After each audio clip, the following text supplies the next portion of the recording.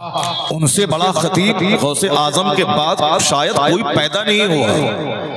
एक सबसे बड़े खतीब थे तमाम नबियों के सरदार आकाए दो जहां अलैहिस्सलाम।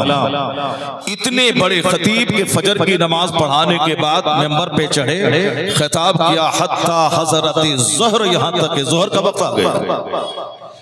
फिर आपने मेंबर से उतर के नमाज पढ़ाई, सुम्मा सअदल मिंबर फखतबना हत्ता हज़रतिल अस्र। फिर हुजूर मेंबर पे चढ़े, खिताब किया यहाँ तक के असर का वक्त आ गया। सरकार नमाज के बाद फिर मेंबर पर चढ़े, खतबना हत्ता गरबती शम्स, यहाँ तक के सूरज डूब गया।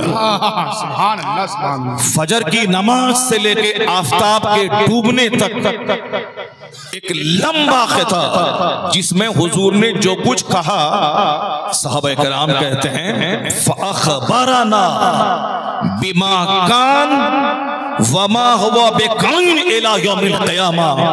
जो कुछ हो गया, जो क़यामत तक होने वाला है, सबकी खबर मुस्तफा ने दे दी। सुभान अल्लाह, सुभान अल्लाह। और सहाबी फरमाते फ़अअलमुना अहफ़ज़ुना, हमें का सबसे बड़ा आलिम वो है जो हुजूर की तकरीर को ज्यादा याद रखने वाला है। बेशक, सुभान अल्लाह। तो खिताबत करना, ये कह देना कि मौलवी मुल्ला का काम है, ये जहालत है। सबसे बड़े खतीब तो पैगंबर आजम अलैहिस्सलाम, उनसे बड़ा खतीब कोई पैदा नहीं हुआ, क़यामत तक ना होगा, ना उनसे पहले कोई हुआ। सबसे बड़े खतीब आका अलैहिस्सलाम है। और खलीफा अव्वल सिद्दीक़ अकबर रज़ी अल्लाह ताला, जिन्होंने इस्लाम बचाया, आका अलैहिस्सलाम की जानशीनी का हक अदा किया। इस्लाम खतरे में था, इस्लाम की कश्ती डूबने वाली थी, सिद्दीक़ अकबर ने उसको बचाया। इसलिए अफ़ज़लुल बशर बादल अंबिया अगर कोई साथ है तो सिद्दीक़ अकबर की ज़ाती गिरामी है। दूसरे लोग बम्बई में किसी सड़क के किनारे कपड़े में पाखाना करने वाले को कोई कुतुब बना दे, अब्दाल बना दे, उसको बाबा कह दे, वो अलग चीज है। कहा दो किसी को कोई घंटी बजाता है, बंदर चुचंदर सांप सबको कहता है तू मेरा खुदा है। अब लोग उसको बहुत बड़ा शंकराचार्य, बहुत बड़ा पंडित बनाए हुआ। ये अपने मन की बात है, जिसको चाहो बना दो, दुनिया में आजादी है, सबको हासिल है। जाहिल को बोलो ये साहब नाज़िश फिक्र फन है, और साहब ये इमामुल मंतिक इमामुल फलसफा है, ये चमड़ा ही तो है। मुक्का लगा है, माइक तुम्हारे हाथ में है, बोल दो कि साहब ये गौसे आज़म है, बोल दो। कौन पकड़ेगा इस दुनिया में? कोई पकड़ने वाला नहीं। तेरी तबीयत में जो आता है करो। जुमा के दिन मस्जिद में जाके नाचो, डांस करो, शराब पियो, नमाज मत पढ़ो। एक वक्त की नमाज छोड़ना हराम और गुनाह कबीरा। एक वक्त की नमाज पढ़ना हराम और गुनाह कबीरा।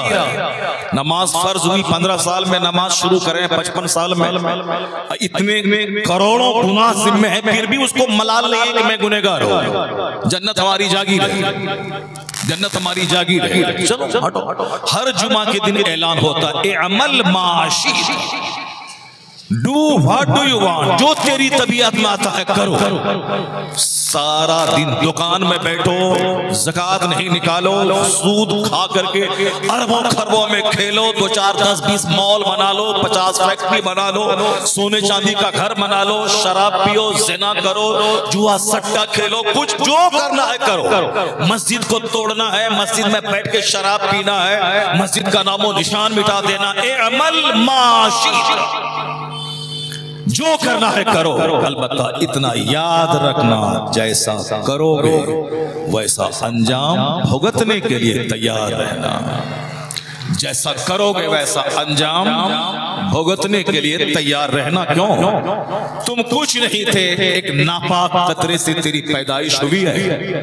कुछ नहीं थे, माँ के पेट में माँ का माहवारी खून रोक कर तेरी ग़िज़ा का इंतजाम किया गया। तुम कुछ नहीं थे, तेरा जिक्र तक दुनिया में नहीं था। हल अता अलल इंसान हीनुम मिनद दहर लम यकुन शैअम मज़कूरा। इंसान पर एक जमाना ऐसा गुजरा इसका जिक्र तक नहीं था। जैसे मेरे बाप की शादी से पहले मेरे बाप को मालूम तक नहीं था कि मेरी नस्ल से बच्चा पैदा होगा या नहीं होगा।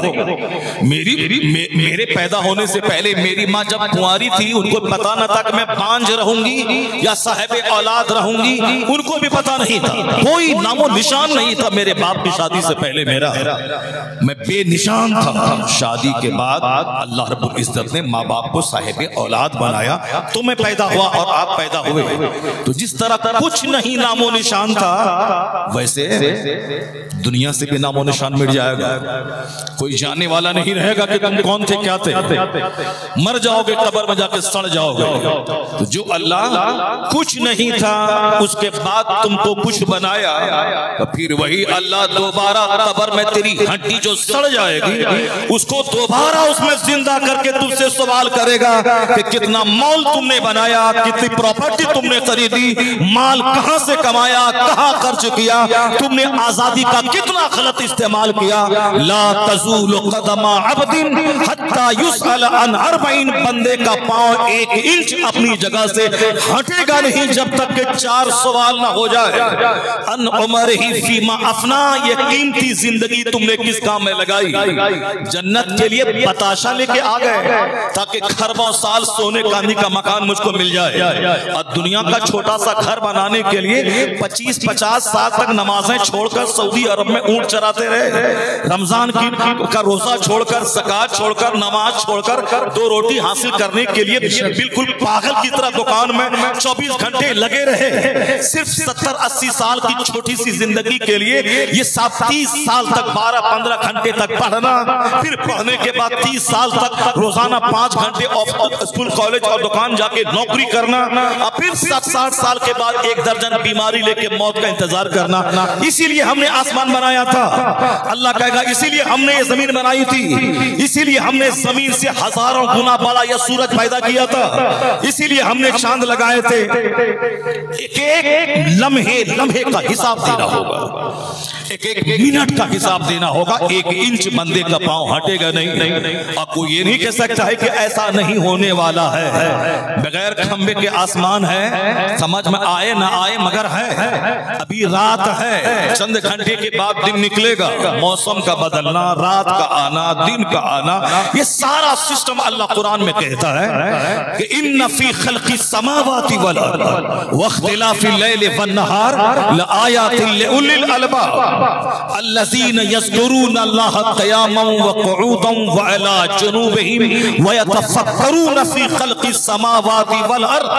अल्लाह कहता है doubtless, undoubtedly in the creation of the heavens and the earth, in the changing of the night and the day are tokens for those who keep sense.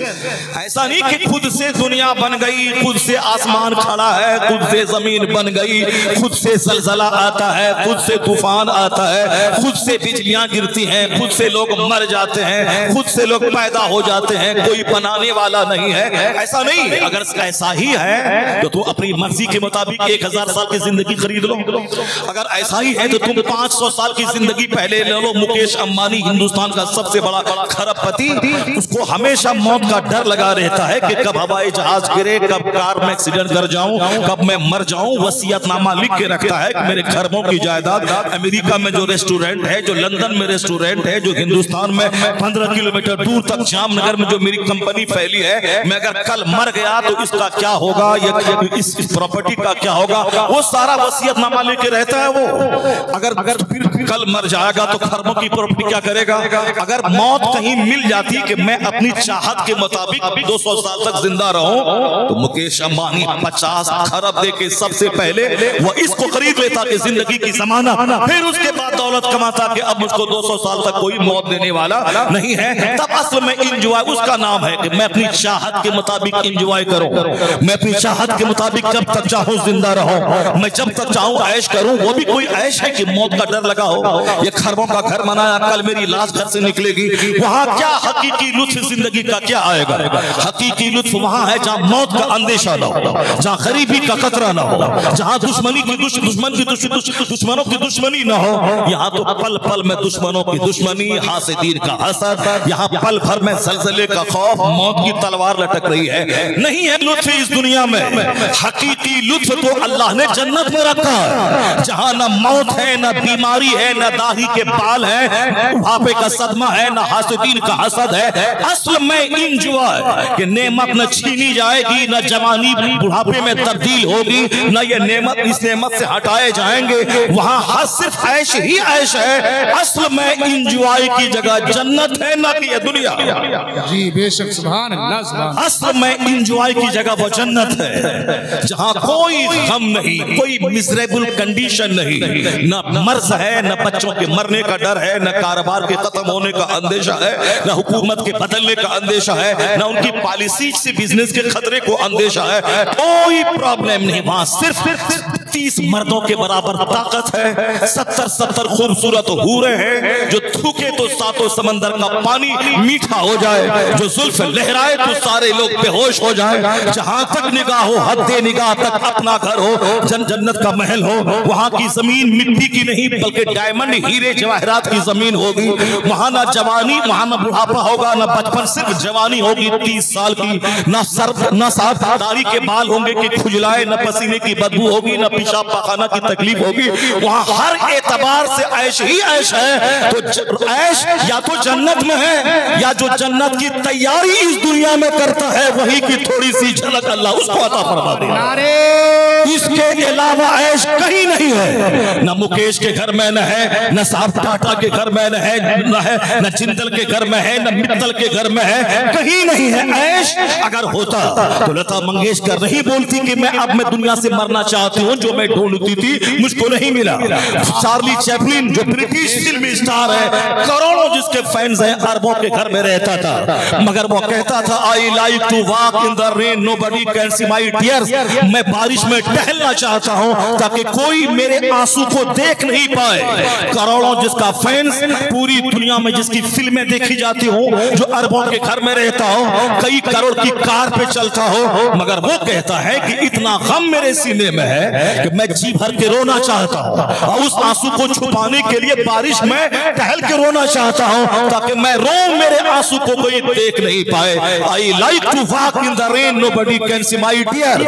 अभी 1 महीना पहले बेंगलोर में कई लाख रुपए कमाने वाला इंजीनियर उन्हें सुसाइड कर लिया। 4 साल पहले सुशांत सिंह राजपूत, बंबई का फिल्म एक्टर, करोड़ों के बंगले में रहने वाला, वो फांसी के फंदे पे लटक गया। दिल्ली का एक डीएम वो फांसी के फंदे पे लटक के जान दे दिया। तो आईएएस ऑफिसर जान दे रहा है, डीएम जान दे रहे हैं, इंजीनियर जान दे रहा है। ममता बनर्जी की मिनिस्ट्री में एक रहने वाला मिनिस्टर, वो साहब छलांग लगा के छत के नीचे गिर के जान दे रहा है। इसका मतलब है न मंत्रालय में सुकून है, न इंजीनियर बनने में सुकून है, न फिल्म स्टूडियो में काम करने में सुकून है, न चार्ली चैपलिन के घर में सुकून है, न अमेरिका के ट्रंप के घर में सुकून है। तो सुकून है कहाँ? ये 2-4 फैक्ट्री डाल लेने, 2-4 कारोबार कर लेने, कई करोड़ का माल एक्सपोर्ट कर देने में सुकून है? नहीं, सुकून नहीं है। सुकून है कहाँ? तो कुरान कहता है अला बिज़िक्रिल्लाह तत्मइन्नुल क़ुलूब। जान ले के सुकून असल में अल्लाह की याद में है, अल्लाह के जिक्र में है। जहां सजदा है वहां सुकून है, जहां जिक्र है वहां सुकून है, जहां तिलावत है वहां सुकून है। सुकून या तो जन्नत में है या जन्नत की तैयारी में है। नारे तकबीर, नारे रिसालत, मसलके आला हजरत, मजहब इस्लाम, नारे तकबीर। ये काम सिर्फ आलिमे दीन का है कि खुद जन्नत जाए, आपको जन्नत लेके जाए। आलिमे दीन ही बताते हैं कि तुम्हारा मकसद हयात क्या है और दुनिया में आपकी ड्यूटीज क्या है, आपके जीने का मार्ग क्या है।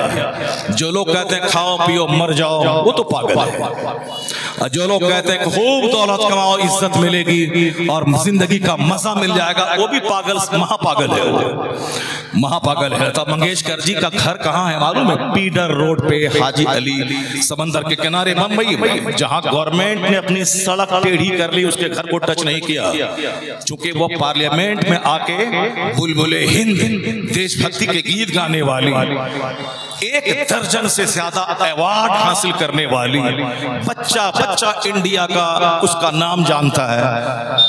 दुनिया के 100 से ज्यादा ममालिक का वह भ्रमण कर चुकी थी, सफर कर चुकी थी। करोड़ों की ज्वेलरीज उनके घर में जेवरात मौजूद हैं, लेकिन वो कहती है कि जो मैं ढूंढती थी मुझको नहीं मिला।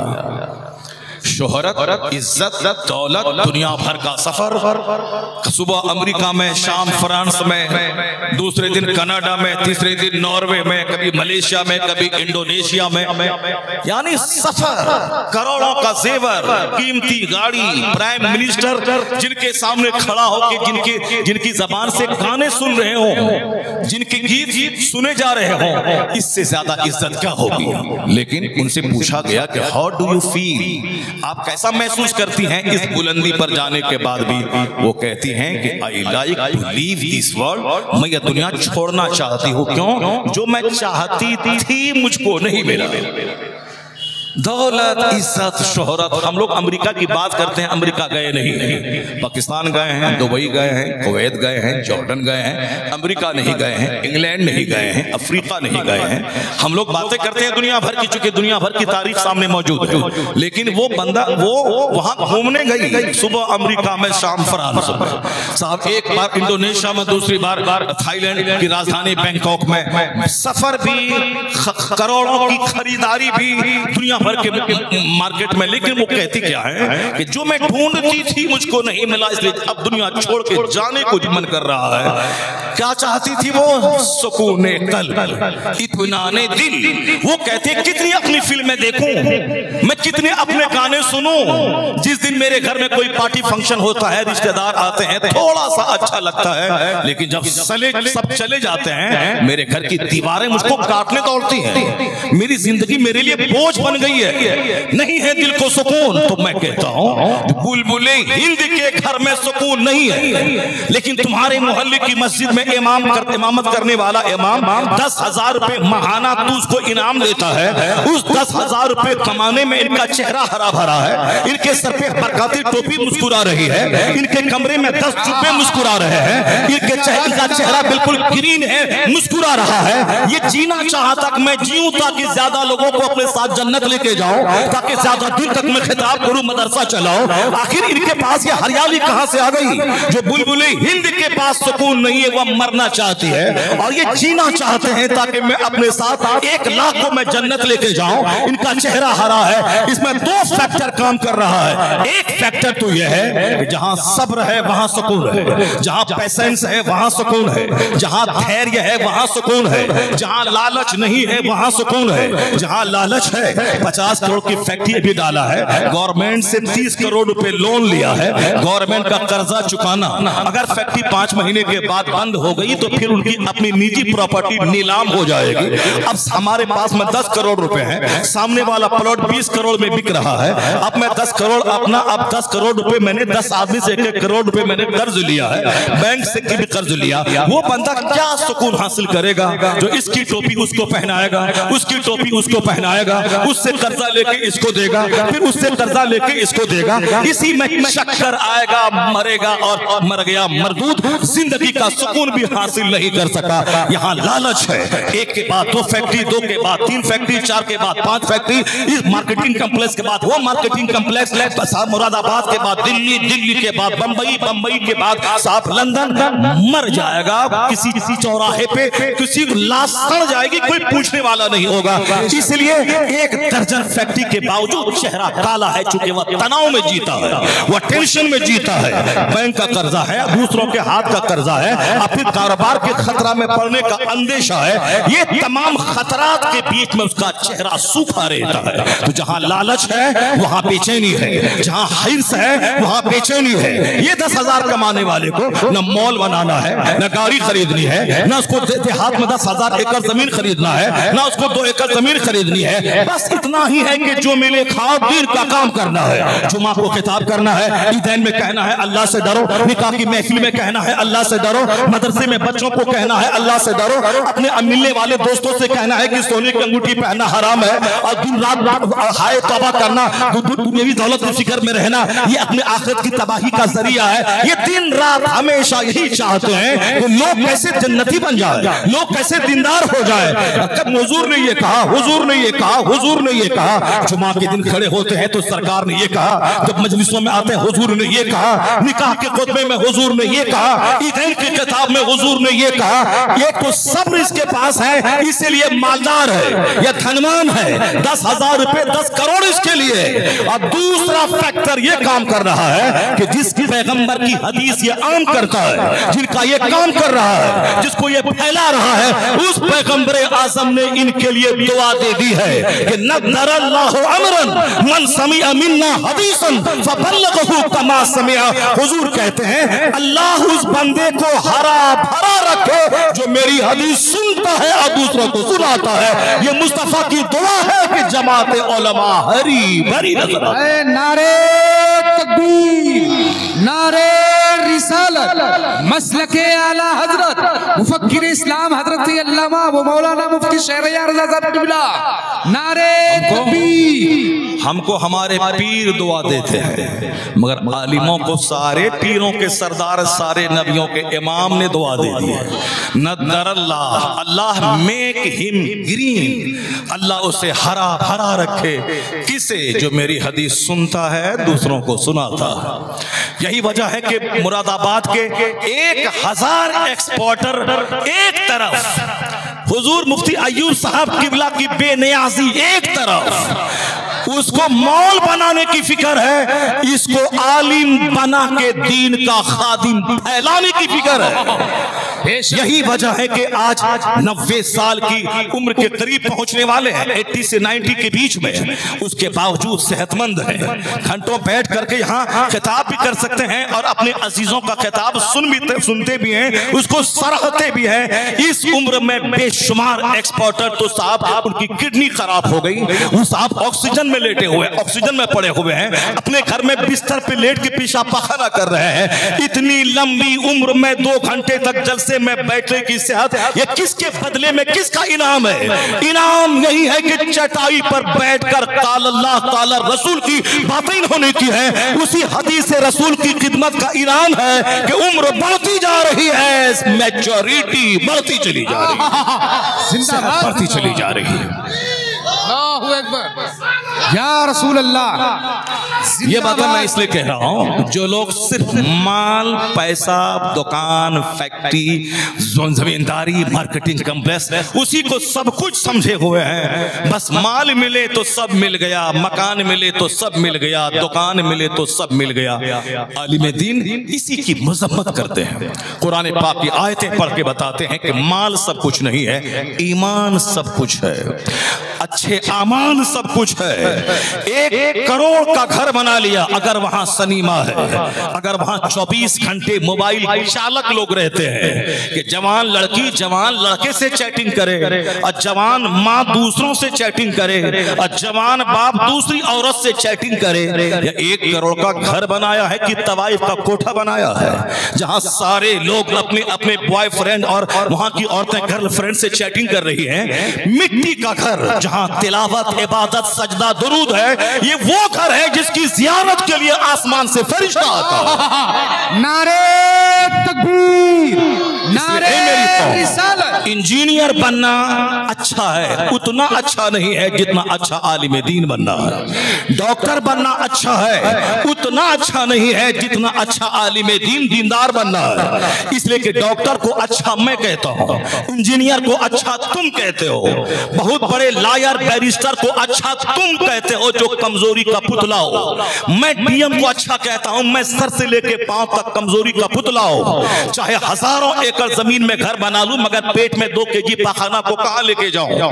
जब तक जिंदा हो तब तक ये लेटरिन जो पेट में है कहां लेके जाऊं? जब तक जिंदा हो ये पेशाब की तकलीफ को कहां लेके जाऊं? ये अल्लाह ने मेरे साथ इसको लगा दिया है कि तू मेहतर को समझता है कि दूसरों का पाखाना ढोने वाला भंगी है।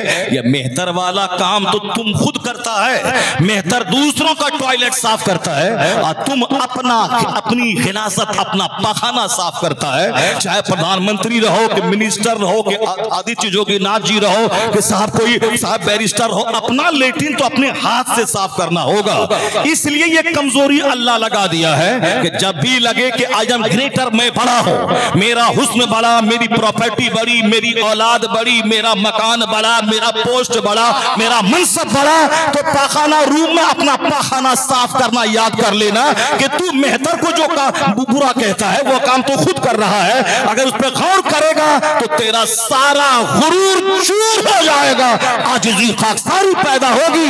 अपनी पेशानी अगर आदमी है तो सजदे में झुका के बोलेगा, इलाही मैं गुनहगार हूं, तू माल बख्शने वाला परवरदिगार है, मैं कमजोर हूं, तू ताकतवर है, मैं मोहताज हूं, तू गनी है, मैं कमजोरी का पुतला हूं, तू ही सब कुछ है। नारे तकबीर, नारे रिसालत।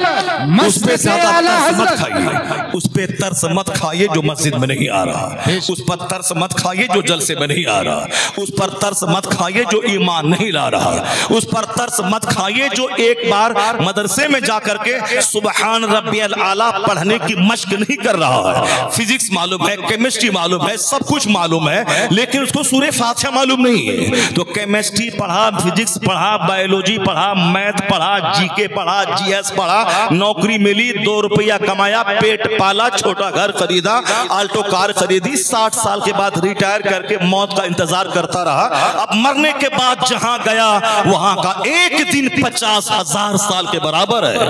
काना मिक़दारुहु 50 अल्फ सना। ये बना बता, ये 30 साल तक फिजिक्स पढ़ना, केमिस्ट्री पढ़ना, बायोलॉजी पढ़ना, मैथ पढ़ना, जूलॉजी पढ़ना, एस्ट्रोलॉजी पढ़ना, एस्ट्रोनॉमी पढ़ना, ये सिर्फ 2 रोटी के लिए तुम, मैं और एक ईंट ढोने वाले मजदूर में क्या फर्क है? वह मजदूर भी 8 घंटे ईंट ढोया और वह भी 2 रुपया कमा के खाया पिया, वह मर गया। और तुम 30 साल तक 10, 12, 15, 16 घंटे तक केमिस्ट्री पढ़ते रहे और तुम 2 टके की नौकरी करके तुम भी खाए पिए और मरने के बाद सफेद सूती का कफन पहन के 2 गज जमीन में जाके सड़ गए। फिर तुझ में उसमें क्या फर्क है? अब वहां जहां खरबों साल रहना है, वहां जिसको इज्जत मिल गई वही असल में इज्जत है। हुजूर ने कहा ला ऐशा इल्ला ऐशुल आखिरा, आराम नहीं है मगर आखिरत का आराम। कम से कम ये 10,000 कमाने वाले मौलाना के पास अगर करोड़ों की बिल्डिंग नहीं है, कम से कम सूरे फातिहा मखारिज की अदायगी के साथ पढ़ तो रहा है, कुरान पाक की तिलावत कर तो रहा है, नमाज के फराइज़ वाजिबात जान तो रहा है। ये 10,000 कमा के 70 साल में ये भी मरेगा और 10 करोड़ कमाने वाला डीएम वह भी मरेगा। फर्क इतना होगा, जिसको सूरे फातिहा तक नहीं आया पढ़ना वो कहां जाएगा सबको मालूम है, लेकिन जिसने दुनिया में 70 साल सब्र किया, अब खरबों साल जन्नत का ऐश इनके मुकद्दर में अल्लाह लिख देगा। तब कहेगा इलाही दुनिया नहीं मिली, नहीं मिली, ये खरबों साल की जन्नत तूने अता फरमा दिया, सुभान अल्लाह, तेरा एहसान कि तूने दुनिया नहीं दी। इस एंगल से देखेंगे तो कभी मौलवी को हकीम नहीं समझेंगे, इस नुक्ते नजर से देखेंगे कभी किसी आलिम दीन या नमाजी को देखने के बाद ना कहेंगे क्या बेचारा है, गरीबी कमजोरी में जी रहा है, न जी भर के खाया, न जी भर के करोड़ों की बिल्डिंग में रहा। ये आप पर तरस खाएंगे जिस दिन तुमको आग की जंजीरों में बांधकर जहन्नम की तरफ फरिश्ते ले जाएंगे, उस दिन ये तुम पर तरस खाएंगे कि डीएम बनने से क्या फायदा मिला, बैरिस्टर बनने से क्या फायदा मिला, डॉक्टर बनने से क्या फायदा मिला, 2-10 फैक्ट्री कायम करने से क्या फायदा मिला, जो जन्नत में जा नहीं सका, हिसाब किताब दे नहीं सका, तो फिर इसको क्या मिला दुनिया में? प्रधानमंत्री बनने के बाद क्या मिला? जब यहाँ आंख में नाक के बल घसीट कर आग की जंजीरें, आग का कोड़ा जिल्लत के साथ जब जहन्नम में हकाया जाएगा, तब गरीब कहेंगे कि क्या मिला इसको प्रधानमंत्री बनने के बाद, क्या मिला मुख्यमंत्री बनने के बाद, क्या मिला? अब तो आग की जमीन, आग का कोड़ा, आग का कमरा, आग की छतें, सब कुछ आग ही आग है, क्या मिला? तब ये फकीर बोलेगा मालिक मैं दुनिया की गुर्बत पे शिकवा करता था, लेकिन इलाही तूने मुझे गरीबी से बचाया, मगर मेरे ईमान और अकीदे की तूने हिफाजत की, तेरा करोड़ों एहसान कि दुनिया में में किराए के घर में रहा, मगर खरबों साल की जन्नत तूने मुझको अता फरमा दिया। तेरा एहसान, तेरा एहसान। अगर ये बात अगर तुम अपनी बच्ची को बता दो, अपने बच्चों को बता दो, ये शिकायत ना रहेगी कि मेरी बच्ची काफिरा हो गई, मेरा बेटा मुर्तद हो गया, मेरा बेटा एक छोकरी के चक्कर में काफिर हो गया, मेरी बेटी 1 करोड़ कमाने वाले इंजीनियर का चेहरा देखकर वह जहन्नमी काफिरा हो गई। ये नहीं होगी। ये उसी घर में बच्चे बिगड़ते हैं जहां सिर्फ माल का चर्चा, जहां क्रिकेट का चर्चा, जहां फिल्म एक्टर का चर्चा, जहां एक्सपोर्टर का चर्चा, जहां नेतागिरी का चर्चा, जहां इंजीनियरिंग मेडिकल साइंस का चर्चा, जहां 24 घंटे में 1 मिनट भी न जन्नत का चर्चा, न आखिरत का चर्चा, न मुस्तफा का चर्चा, न गौस ख्वाजा का चर्चा, न आला हजरत का चर्चा, न कुरान हदीस का चर्चा, न आलिम दीन का चर्चा। हमें बता दे, जिसके घर में चोर जाएगा, जिसके घर में डकैत जाएगा, जिसके घर में झूठ बोलने वाला नेता जाएगा, जिसके घर में अजनबी लोग जाएंगे, जिनकी दोस्ती कुफारों मुशरिकीन से होगी, अगर उसकी बेटी काफिरा हो गई, ताजुब की क्या बात है। अगर उसका बेटा काफिर हो गया, ताजुब की क्या बात है। मुझे बता दे, जिसके घर में मुफ्ती अय्यूब साहब का आना जाना हो, जिसके घर में आलिम का आना जाना हो, जिसके घर में पीर का आना जाना हो, जिसके घर में मुस्तफा के सच्चे गुलामों का जिक्र होता हो, जहां गौस ख्वाजा का चर्चा होता हो, जहां तहज्जुद पढ़ने वाला हो, जहां बुजुर्गाने दीन को बुलाया जाता हो, उनसे तस्बीह पढ़वाया जाता हो,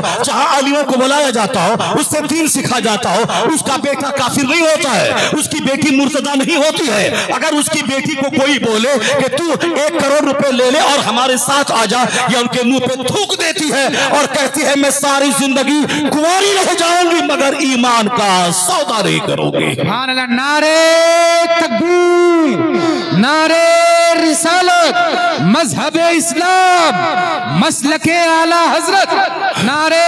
जिस आलिम से आप चिढ़ते हो, जिस मदरसे के पढ़ने वाले को तुम बेसहारा, हेल्पलेस, मजबूर, आहा, यतीम और गरीब और मिस्कीन कहते हो, इनकी वजह से बारिश होती है, इनकी वजह से तुम्हें रोजी मिलती है, इनकी वजह से बेपनाह बलाओं को अल्लाह टालता है। मत समझना कि मैं बूढ़े माँ बाप को खिला रहा हूँ। बूढ़े माँ बाप की वजह से तुम पाले जा रहे हो। मत कहना कि मैं जानवरों को पालता हूँ, इन बेज़बान जानवरों की वजह से मैं पाला जाता हूँ। इसलिए मत कहना एहसान मेरा है, एहसान माँ बाप का है कि ये बीमार, कमजोर, ज़ईफ है, इनकी वजह से अल्लाह मेरी रोजियों में इजाफा फरमा देता है। मत कहना ये आलिम दीन जमीन के लिए बोझ है, नहीं, ये जमीन के लिए सितारे की मानंद है।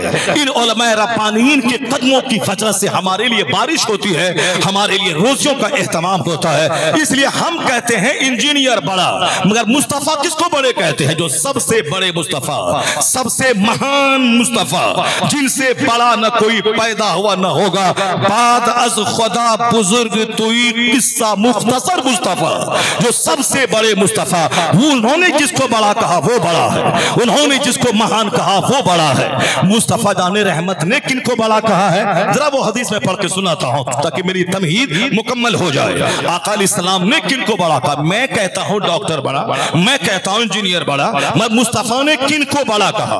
वो मुस्तफा जिससे बड़ा कोई नहीं है। हिंदुस्तान के 2-4 कम पढ़े लिखे लोग अगर हमारे पैगंबर की शान घटाएं, उन पागलों की बात पे ध्यान देने की कोई जरूरत नहीं है, क्योंकि मुस्तफा इतने बड़े महान का नाम है जिसके बारे में 7 समंदर पार का एक दानिश्वर आज से 40 साल पहले कहा था। दुनिया की तारीख को खंगाल कर, दुनिया की तमाम एंशिएंट हिस्ट्री, मॉडर्न हिस्ट्री को खंगाल कर, हर ममालिक के हर बड़ों की जिंदगी का मुताला करके उन्होंने अपने आप को लाइब्रेरी में कैद करके कहा था कि 1 करोड़ में 100 को मैं छांट रहा हूं और 100 में सबसे अव्वल नंबर पे जो इस धरती का महानतम और कामयाब तरीन इंसान है उसकी सूची में तैयार कर रहा हूं। इसमें ना मुबालगा आराई होगी, ना एक्सेजरेशन होगा, ना इसमें कोई बनावट होगी, ना इसमें कोई अकीदत का दखल होगा कि हमें जिससे मोहब्बत है मैंने गींच तान करके उसको बड़ा बना दिया है। नहीं, उसने कहा मैं क्रिश्चियन हूं मगर मैं जीसस क्राइस्ट जनाब ईसा का नाम मोहब्बत की बुनियाद पर अव्वल नंबर पे नहीं दूंगा। मैं साइंटिस्ट हूं, मैं आइंस्टाइन न्यूटन का नाम अव्वल नंबर पे नहीं दूंगा। मैं मुताला करूंगा, अगर न्यूटन अव्वल नंबर पे आने के काबिल होगा मैं उसका नाम दूंगा। सिर्फ फैक्ट की बुनियाद पर, हकीकत और सच्चाई की बुनियाद पर मैं एक तरतीब दूंगा, सिलेक्शन करूंगा कि अव्वल पे कौन, दोम पे कौन, कौन, सोम पे कौन, 100 रैंकिंग में करूंगा। करोड़ों विद्वानों में से छांट कर बड़े बड़े लोगों की जिंदगी का मुताला किया। फैक्ट, हकीकत, अकीदत नहीं, मोहब्बत नहीं। यहाँ तो मोहब्बत में मुरादाबाद में साहब जो जाहिल जो कुरान न पढ़ना आता हो उसको कुतुबुल अख्ताब बना दिया जाता है। बंबई बाबाओं और दादाओं का शहर है, जो लुंगी में पाखाना करता हुआ बाबाए कौम बन जाता है। वहां अकीदत है, अकीदत नहीं, मुबाल का आराई नहीं। डॉक्टर साहब उन्होंने अमेरिका का सबसे बड़ा दानिश्वर, उन्होंने कहा कि मैं रिसर्च करूंगा और हकीकत की बुनियाद पे, अकीदत की बुनियाद पे नहीं, और फिर गुलू भी नहीं करूंगा, एग्जेजरेशन से काम नहीं लूंगा। डॉक्टर माइकल हार्ट ने कहा सिर्फ फैक्ट की बुनियाद पर मैं रैंकिंग करूंगा। जब वह किताब छप के प्रेस से बाहर आई, सारी दुनिया दंग रह गई। लोग कहते थे कि हकीकत की बुनियाद पर रैंकिंग इसने किया है। मुमकिन है कि न्यूटन, जो साइंसदानों का बाप कहा जाता है, हर घर में साइंटिफिक इंस्ट्रूमेंट्स मौजूद हैं, इसलिए उनका नाम जरूर लेगा, जिनके असरात, जिनके इन्फ्लुएंस, जिनका इंपैक्ट पूरी दुनिया में है। मगर दुनिया दंग रह गई कि द 100 नामी किताब प्रेस से जब छप के बाहर निकली तो पहला नाम ना जिस मजहब के वो बिलोंग करता था उसका नाम दिया, ना साइंटिस्ट न्यूटन का नाम दिया, सबसे पहला नाम इस धरती का कामयाब तरीन इंसान, सफलतम पुरुष, महानतम इंसान, मोस्ट सक्सेसफुल की सूची में पहला नाम जिसका दिया वो नाम नामे मोहम्मद सल्लल्लाहु अलैहि वसल्लम। डॉक्टर माइकल हार्ट ने लिखा, he was the only man in history who was supremely successful on both levels, religious and secular. वो क्या लिखता है, वो किताब अभी भी मुरादाबाद के बड़े बड़े बुक स्टॉल में मौजूद है। उस किताब का तर्जमा दुनिया की बड़ी बड़ी जबानों में हो चुका है। उसमें सबसे पहला नाम लिख के उन्होंने लिखा है, he was the only man in history. इतिहास का एकलौता आदमी मोहम्मद अरबी हैं जो मजहब और सियासत दोनों सतह पर सबसे ज्यादा कामयाब तरीन शख्स हुए हैं, सबसे ज्यादा कामयाब तरीन शख्स हुए हैं। He is the only man in history. ये बात कौन कह रहे हैं? जिस मुल्क से हवाई जहाज आ रहा है। ये बात कहां से आ रही है? जहां से माइक्रोफोन जिससे मैं बात कर रहा हूं वो आ रहा है, जहां से एसी, फ्रिज, कूलर, टेलीविजन, ये सारी चीजें जो जदीद इजादात हैं, ये सारी चीजें 7 समंदर पार के दानिश्वर दिमाग जला जला के रिसर्च करके, खोज करके, शोध करके, अपने आप को मिटा करके दुनिया के फायदे की चीजें वो देते हैं। हवाई जहाज बनाने वाला अमेरिका का 2 भाई मर गया, लेकिन आज हमारे जैसे करोड़ों मुसलमान उसका इस्तेमाल करके सफर करते हैं, हरमैन तैयबैन जाते हैं। हमारे जैसे करोड़ों लोग माइक्रोफोन का इस्तेमाल करते हैं, लेकिन बनाने वाला कोई इंडिया का 140 करोड़ में कि कोई व्यक्ति नहीं था। बनाने वाला डेविड हक 7 समंदर पार का था, ताकि समझ जाएं कि 7 समंदर पार से हवाई जहाज, कंप्यूटर, मोबाइल, साहब माइक्रोफोन, ये सारी चीजें 2 व्हीलर, 3 व्हीलर, 4 व्हीलर, 100 व्हीलर्स की ट्रेन का फॉर्मूला उसी मुल्क से, उसी जमीन से आता है। तो वहां के लोगों की बात कितनी वजनी होगी, वहां का दानिश्वर कितना बावजन होगा। तो हिंदुस्तान का अगर कोई सड़ा हुआ आदमी हमारे पैगंबर को छोटा कहे तो उस पागल की बात का जवाब मेरे पास नहीं है। जहां से हवाई जहाज, जहां से ट्रेन, जहां से प्लेन, जहां से माइक्रोफोन, जहां से टेलीविजन, जहां से मेरे घर का सारा सामान का मूजिब जिस मुल्क से आता है, वहां का दानिश्वर मेरे मुस्तफा को दुनिया का एकलौता कामयाब तरीन इंसान कहा है। तो हम इन पागलों की माने कि डॉक्टर माइकल हार्ट की माने। इसलिए तो आला हजरत बरेली से आवाज दिया, न कोई थिंकर बड़ा, न प्रोफेसर बड़ा, न कोई वैज्ञानिक बड़ा, सबसे आला व औला हमारा नबी, सबसे बाला व वाला हमारा नबी, सारे ऊंचों में ऊंचा समझिए जिसे, है उस ऊंचे से ऊंचा हमारा नबी। नारे तकबीर, नारे रिसालत, मसलके आला हजरत, मजहब इस्लाम, मजहब इस्लाम, नारे तकबीर।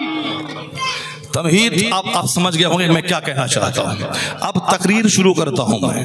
जो तमहीद हुई, तमहीद मैंने इसीलिए कहा कि हुजूर सबसे बड़े हैं, तो सबसे बड़े ने जिसको बड़ा कहा है वो बड़ा है, सबसे बड़े ने जिसको अच्छा कहा है वो सबसे अच्छा है। इसी बात को बताने के लिए मैंने हुजूर की अजमत आपके सामने बयान की, ताकि दो चार शरीर किस्म के बदतरीन सड़े हुए लोग जो इंडिया के हैं, जिसको सिवाय घंटी बजाना और अंध भक्तों के बीच में हीरो बन जाना और दो रोटी कमाना खाना जिसका मकसद है, ये कम सोच रखने वाले लोग क्या जाने मुस्तफा कौन है, ये क्या जाने मोहम्मद अरबी कौन है। घंटी बजाओ, अंध भक्तों का हीरो बनो, 2 टाका कमाओ, पेट भरो, मर के आग में चले जाओ।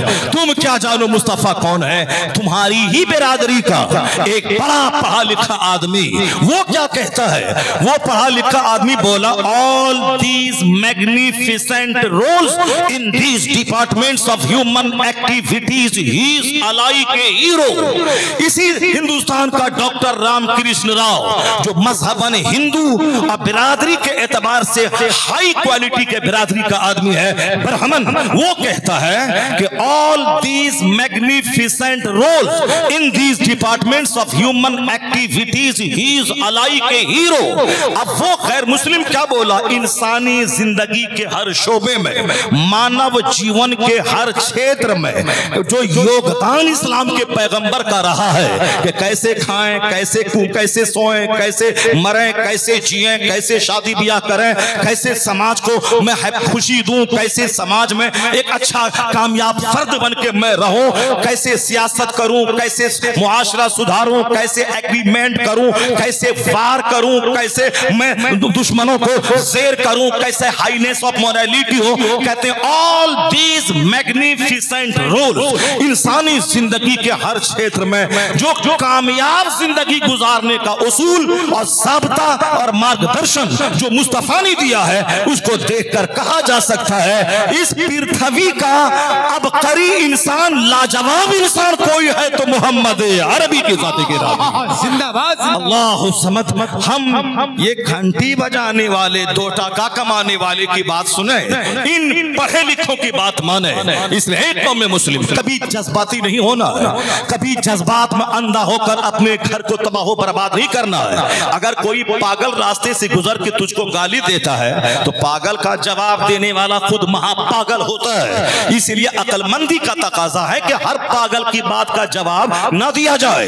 उसका अदीब बोले तो मेरा अदीब जवाब दे, उसका स्कॉलर बोले तो मेरा स्कॉलर जवाब दे, उसका कोई शायर बोले तो मेरा शायर जवाब दे। हर आदमी कानून को हाथ में नहीं ले, बल्कि अपने दानिश्वरों के लिए छोड़ दे, उसका जवाब मेरा दानिश्वर देगा, पागलों का जवाब हमारा पागल देगा, पागलों का जवाब हमारा पागल देगा।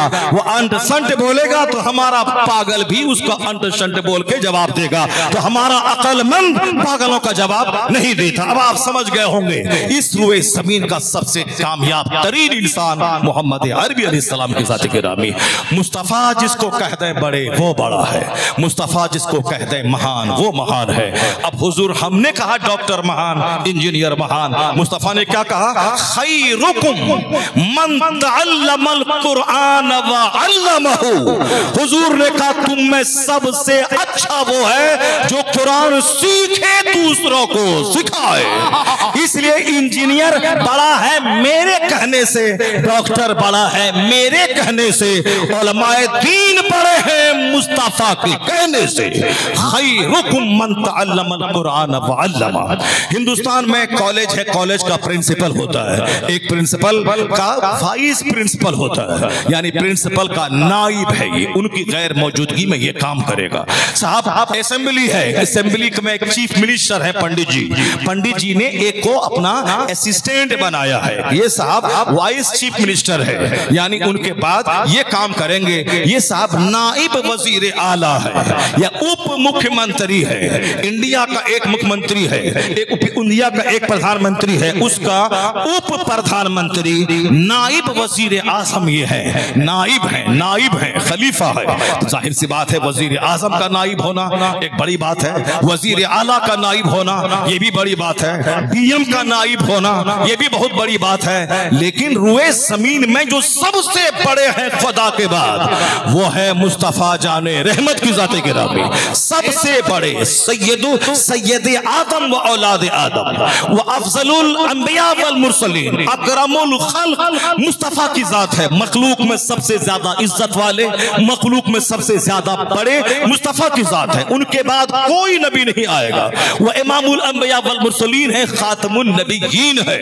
इतने बड़े पैगंबर का नाइब होना ये कितना बड़ा मनसब है, ये कितना बड़ा एजाज है। इसलिए ए मुरादाबाद के लोगों, तुम्हारे पास 50 फैक्ट्री है, तुम फैक्ट्री वाले हो, कैपिटलिस्ट हो, तुम उद्योगपति हो, तुम लैंड लॉर्ड हो, तुम जमींदार हो, ये सारा मनसब तेरा है। लैंड लॉर्ड होना, कैपिटलिस्ट होना, बिजनेसमैन होना, जमींदार होना, ये सब अलग मनसब है। मगर मुस्तफा का नाइब होना ये इतना बड़ा मनसब है, जिस तरह मुस्तफा का जवाब नहीं, उस तरह मुस्तफा के नाइब का भी कोई जवाब है।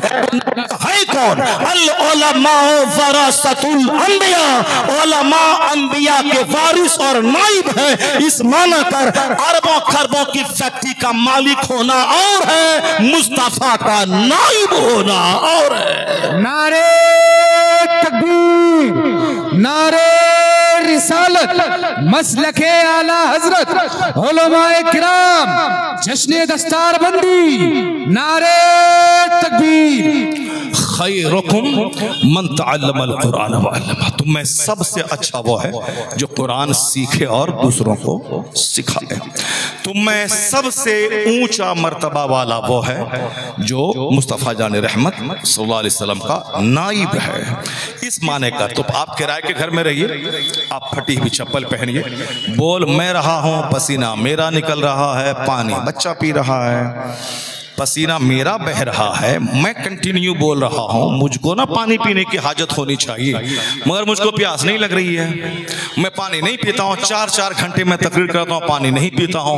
कभी कभार इत्तेफाक से हो गया होगा 2-4 साल में, तो अलग बात है, मगर मैं पानी नहीं पीता हूं। क्यों नहीं पीता हूं? हमारे प्रधानमंत्री जी बयान देते हैं 15 अगस्त 26 जनवरी को आधा घंटा 1 घंटा, तो 2-4 बार पानी पीना पड़ता है। हमारे मिनिस्टर जी भाषण देते हैं इलेक्शन के मौके पर, तो आहिस्ते आहिस्ते तकरीर लिख के ले जाते हैं, लिख के बोलते हैं। लिख के बोलने में एनर्जी लॉस नहीं होती है, बिन देखे बोलने में एनर्जी लॉस होती है। आहिस्ते आहिस्ते बोलने में एनर्जी लॉस नहीं होती है, कंटिन्यू लगातार बोलने में एनर्जी लॉस होती है। जहां एनर्जी लॉस नहीं हो रही है, देख के बोल रहे हैं। यहाँ दिमाग कंप्यूटर की तरह चल रहा है, इसके बाद क्या बोलें, इसके बाद क्या बोलें, इसके बाद क्या बोलें। यहाँ दिमाग हरकत में है, जबान हरकत में है, फिर भी प्यास नहीं लग रही है। क्या मतलब है? मतलब यही है, जहां झूठ बोला जाता है, जहां ठगा जाता है, वहां आहिस्ते भी बोले तो वहां हल्क सूखने लगता है। जहां कुरान बोला जाता है, जहां हदीस बोली जाती है, जहां सच बोला जाता है, जहां हक बोला जाता है,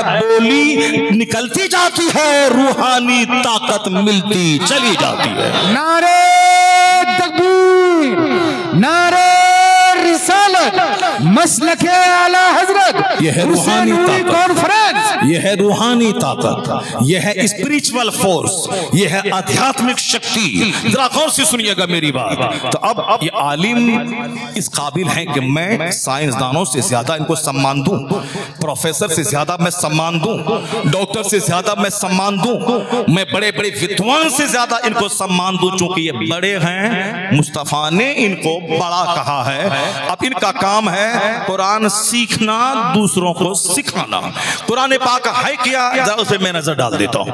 कुरान पाक mountain of knowledge and wisdom है, उलूम व फनून का सरचश्मा है, जिसमें सारे उलूम व फनून मौजूद है।